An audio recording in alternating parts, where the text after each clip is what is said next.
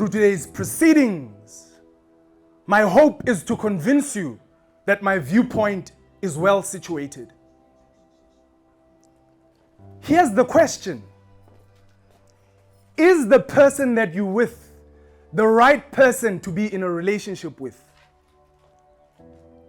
For you to acquiesce and to surrender yourself wholeheartedly in hopes of spending your entire life in absolute devotion to that person. And so many people have battled to answer this question.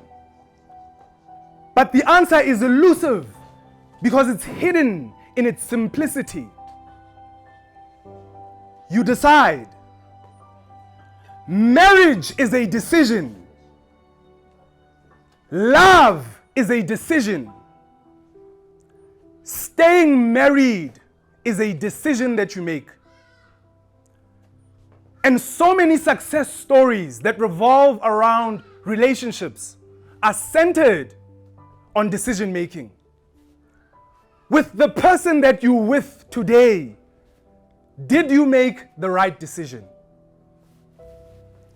But before we can get into that, I think I'd be out of order if I didn't look to the families that have brought us here today and to pay my respects. And with my garment tightly over my shoulder, I humble myself before the clans. There is significance and utility in bringing a thing to its inception, to where it all began, to what ties us to our people and to our communities. There is a blessing that you find when you come to your people. And with a stern voice and a soft eagerness to inspire and uplift, I demand peace as I deliver today's message. Today I want to speak on the topic, getting ready. Now I want you to touch your neighbor and say, get ready, get ready. Something beautiful, something inspirational is about to happen here today, but only if you have the courage to get ready. See, when the couple told me I'm going to be speaking here today, it took me over 2 months to prepare my talk. But little do they know that the first day that they invited me into their home, I saw something special in that union. I saw myself standing here and speaking in their honor. There is power in preparation. There is power in getting ready before you can even see a thing. And this is why I'm here today. But let me tell it to you in another way. See, when a company is interested in you, they take you on what is called an induction program. Now, this is where they teach you about the culture of the organization. They teach you how to operate, how to function, and how to be effective in that company. All in hopes of getting you ready for what is to come. Now, which begs the question for me, what gets us ready for marriage? What prepares us for what is to be the most important decisions of our lives? What gets you ready? And I want to submit to you today that we have it backwards. See, it takes you 3 sessions in order for you to be eligible to get married. For a decision that is life-binding, it takes you 3 counseling sessions. Where in comparison, it takes you 4 years to study for a degree, for a 30-year career span. Something is missing. And in the absence of there being information, in the absence of there being education and knowledge, people make up their own minds. And I want to show you this is how we get ready today as young men. Can you hold your sissy for me, please? Just hold. This is how we choose to get ready as young men. You are so beautiful. Your hair is so beautiful, sis. You're so beautiful. Please hold that for me. Please hold it for me. Sissy, please, just take it out for me.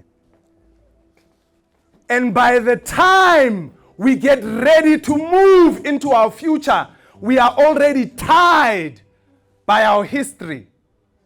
We are bound by the mistakes that we've made in getting ready for our future. And I want to warn you that you shouldn't get stuck in your history. So many of us will never get to know what our future is because we are stuck in our past. You have to break these chains that have you bound. Because if you don't, you are going to waste your time in your future. Because you've got so many ties and so many relationships that you are feeding. See, I appreciate my culture so much that when you are a young man, they take you into the bush and you have to fight with lions and wrestle with crocodiles and tussle with whales in order for you to prove your manhood. But when they incorporate you back into society, the older men tell you one thing, and this is what they say to you. They tell you not to look back. Because there are certain things that you cannot take from your past and move with it into your future. I don't know who I'm talking to today, but you have to cut those ties in order for you to step into your future. See, people are always telling stories, but when we have illustrations, you can go back and think about what we've shared. Cut those ties. And I want to tell you an important thing. The highest honor of any man is to die. Because if you don't die, certain things come out of a man that if you don't fight with, if you don't wrestle with, they are going to cost you your future. The highest honor for a man is to die. I've been married now for close to a year and I've died 1,000 deaths. Because my relationship rests on it. My future depends on it. If you want peace as a man, you have to die. It doesn't have to happen physically, but it can be symbolic. You have to die and cut those ties. Today I left you with 2 messages. Get ready for your future and cut those ties that have you bound. Ladies and gentlemen, my name is Balungile Ngofe. I'm a power-packed professional motivational speaker, and it's always an honor to be invited at such an auspicious event. Please join me in giving the bride and the groom, a warm round of applause.